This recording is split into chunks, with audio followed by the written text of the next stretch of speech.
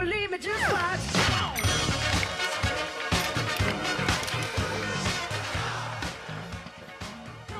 We're back on the Morning Brew with friends, and this is an honor. We have Boy Ladd with us this morning on a Veterans Week. This is awesome, and we have Travis Swazo with us too. And you guys at the Indian Public Cultural Center are having a big event on Wednesday, and Boy is a big part of that for Veterans Day, right?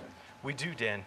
We're happy to welcome all veterans from throughout the Southwest and Albuquerque and New Mexico to join us on Wednesday for an annual Native American Veterans Day event. That's very cool. And Boy, what are you going to be doing at the event? And how'd you get involved?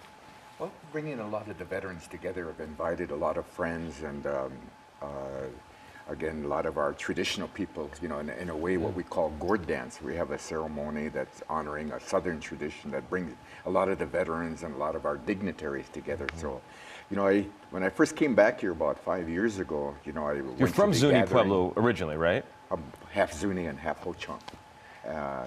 But I came back here about 5 years ago, and I noticed I went out, tried to get into that gathering over on San Pedro, the Veterans Memorial Park, and their ceremonies, and you know, and I questioned, why don't we have our own, you know? So I approached, again, the Pueblo Culture Center, and through a couple of mutual friends, said, you know, we should have one of our own gatherings, and then Travis kind of took it from there, and that's what we have today. So we wanted to invite all the veterans, native and non-native, because we all fought together, you know. Right. And I was fortunate enough to go to Vietnam and come back in one piece, so to speak, and being able to assist what I can. You know, as a dancer myself, I travel all over the world in many different capacities, and in this case, you know, wanted to honor our veterans in a good way, you know, Right. and taking the Southern tradition and adapting it here. So I know your bio, it says you're going to be the master of ceremonies for the gourd dance. What does that entail?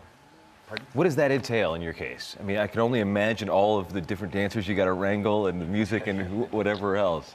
Well, it takes a lot of knowledge, a lot of, again, knowing the right people in part, but especially knowing the history and the origins of dance. And I like to, I always like to talk about the spirit of dance in a good way. As a master of ceremonies, through experience, you know, years of dancing, traveling all over the world. I started dancing back in 1952, and I've been dancing through the years. And as I oftentimes say, that dance has opened a lot of doors for me, given me an education, given me an opportunity to travel throughout, like I say, throughout the world. And probably meet some amazing people too. Oh yes, by far. That's very cool. And Travis, we were talking a little bit ago, but you're going to have a very cool special guest at the event on Wednesday, Mr. Tony Rana. We're very honored this year to honor Mr. Tony Rana. He's a former governor from the Taos Pueblo, also a Bataan Death March survivor, World War II veteran, Marine, and we have invited his family and himself. Mr. Rana is 99 years old. Wow. We'll be celebrating his 100th birthday in February, and he's a living treasure. Right. We're very happy to be honoring him along with all veterans that day. That'll be very cool. And there's basically stuff going on all day on Wednesday for Veterans Day too, right? We do. We have flag raising ceremony, grand entry happening approximately 9 o'clock. Throughout the day, the gourd dance starts approximately about noon. We'll be honoring Mr. Rana right before the noontime hour. Very cool. And where did you serve? And I know you said you were in Vietnam. I don't know if you can talk about that this morning. Where did I serve? Yeah. In Vietnam? Yeah. Oh, well, I was with Charlie Company, Airborne Ranger Unit in Vietnam.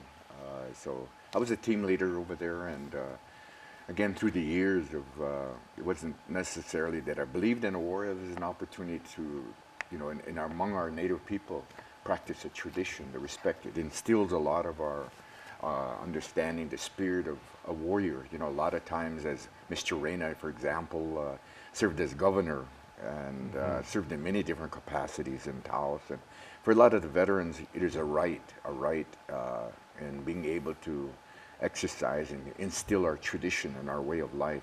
A lot of, no matter where you come from throughout North America, the veterans basically were the ones that instilled that certain right, certain part of the ceremony in leadership, and passing on a lot of these rights to come out and lead our people, so to speak. a lot of the regalia that you see has a purpose. It's like a book, you know, it explains a lot of things. You look at the medals of many of the warriors. Well, the same thing with our regalia. You look at the gourd dance, for example. Every aspect of it has some form of tradition and origin that evolves around our veterans. So in a world of dance, it's the same. You know, whether you wear the feathers or the beadwork, the colors, the design, all play a very important part in our tradition. So it's just something that, you know, it would take a while to explain, but I try my best throughout the entirety of the gourd dance to explain a lot of this. So I do invite everyone, and native, non-native alike, to come on out, and it's open to everyone. It's not a closed event, and we want a lot of people to promote better understanding between our cultures, you know. Right. How do you think you would be different if you had not been to Vietnam? How did that experience change you? Well, as I said, you know, going to Vietnam and coming back, and I come from a warrior religion, so to speak, the woodlands people, and grow to discover, you know, as we travel throughout the world, we say, well, learn your own traditions, get your own rights before you go out there. And from that, I had the opportunity through dance, again, being a part of, initiated into the Gourd Dance Society back in 1972. And from there, it has evolved through the years of practice and traveling throughout the country, North and South America, and it's been an honor, you know, throughout the years. But when one becomes a member of society, there's a certain protocol, there's a certain respect that we have, and we instill through ceremony. Gourd dance, it's not necessarily a closed event, but again, it's through membership. But we invite everyone to be a part. Some, even non-natives that are members of the society, are asked to come. You know, they participate in their own way, but protocol kind of dictates that there are certain ceremonies such as giveaways and things like that to earn that right. For a lot of the veterans, it is a right that we achieve.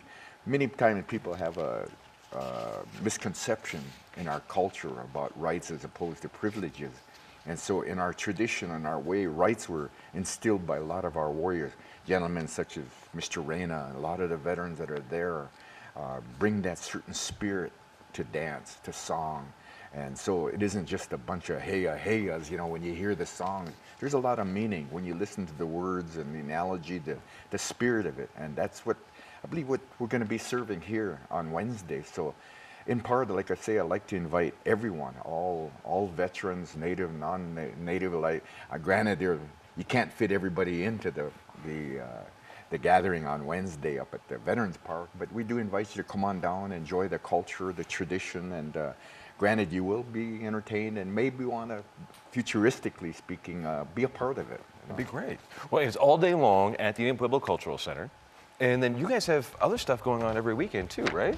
We do. We have a pretty packed month as part of Native American Heritage Month. We invite. I forget that this is a Native American Heritage Month. Absolutely. We celebrate Native Heritage Month 12 months out of the year. You guys get to, yeah. All the time. Yeah, cool. So we'll talk a little bit more in a bit, but first we got to come back in a second with friends that are going to be talking to us about the Discovery Day. Should be fun. On the Morning Brew with friends.